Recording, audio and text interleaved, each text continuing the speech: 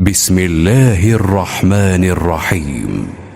يا أيها الذين آمنوا لا تتخذوا عدوي وعدوكم أولياء تلقون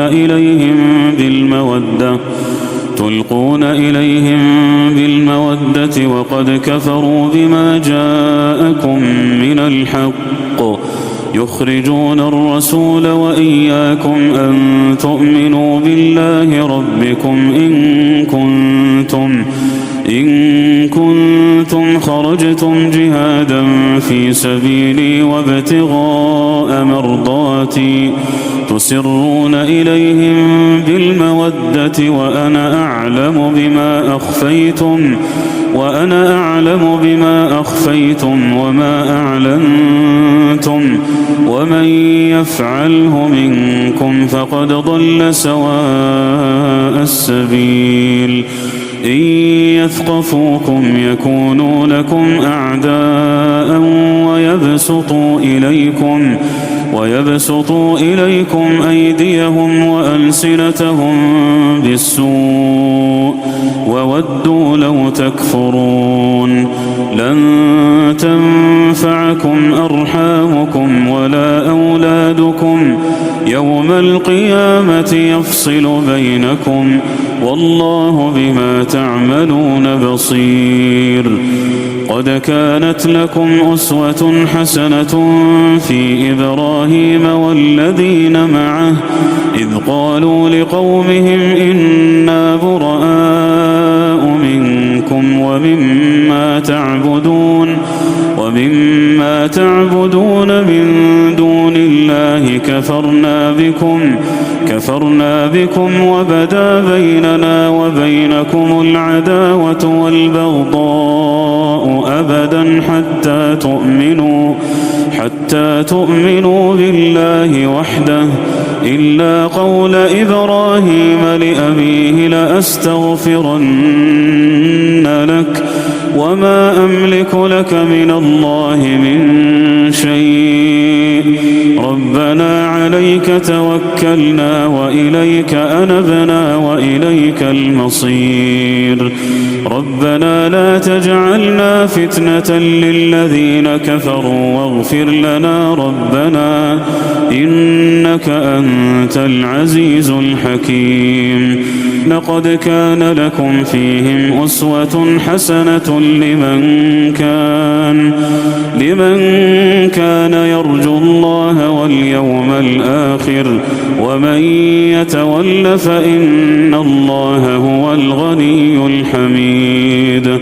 عسى الله أن يجعل بينكم وبين الذين عاديتم منهم مودة والله قدير والله غفور رحيم. لا ينهاكم الله عن الذين لم يقاتلوكم في الدين ولم يخرجوكم من دياركم أن تبروهم وتقسطوا إليهم إن الله يحب المقسطين. إنما ينهاكم الله عن الذين قاتلوكم في الدين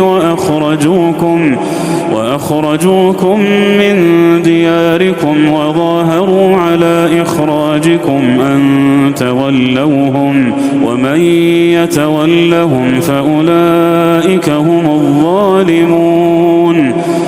يا أيها الذين آمنوا إذا جاءكم المؤمنات مهاجرات فامتحنوهن الله أعلم بإيمانهن فإن علمتموهن مؤمنات فلا ترجعوهن إلى الكفار لا هن حل لهم ولا هم يحلون لهن وآتوهم ما أنفقوا ولا جناح عليكم أن تنكحوهن إذا آتيتموهن أجورهن ولا تمسكوا بعصم الكوافر واسألوا ما أنفقتم وليسألوا ما أنفقوا ذلكم حكم الله يحكم بينكم والله عليم حكيم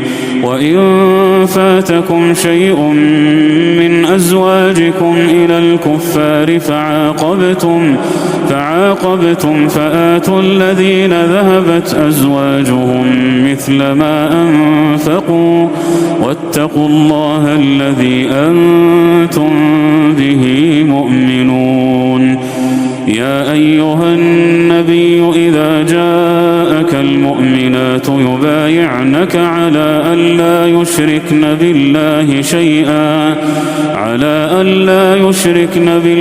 شيئا ولا يسرقن ولا يزنين ولا يقتلن أولادهن ولا يأتين ببهتان يفترينه بين أيديهن وأرجلهن ولا يعصينك في معروف فبايعهن واستغفر لهن الله إن الله غفور رحيم يا أيها الذين آمنوا لا تتولوا قوما غضب الله عليهم قد يئسوا من الآخرة كما يئس الكفار من أصحاب القبور.